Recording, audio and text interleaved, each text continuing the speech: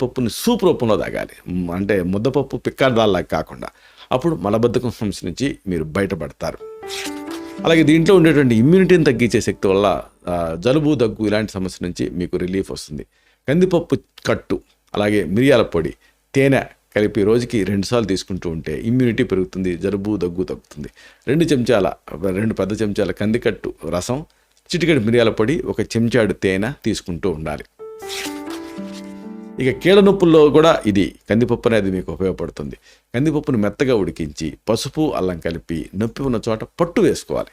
ఇక ఈ కాంబినేషన్ గుర్తుపెట్టుకోండి. ఎక్కడైనా కీళ్ళ నొప్పి ఉందనుకోండి, కందిపప్పును ముందు మెత్తగా ఉడికించండి, వేడిగా ఉంటుంది కదా, దాంట్లో మళ్ళీ పసుపు కలపండి. మామూలుగా కందిపప్పులో పసుపు వేసే ఉడికిస్తారు, అయితే కాస్త వేస్తారు, మీరు ఎక్కువ వేయాలి. పసుపు వేసి ఆ తర్వాత అల్లం గుజ్జు కూడా కలిపి నొప్పి ఉన్న చోట పట్టు వేసుకోవాలి. రోజుకి 2 సార్లు చేస్తే ఆ నొప్పులు తగ్గుతాయి. చర్మం పొడిబారిన సందర్భాల్లో కూడా కందిపప్పు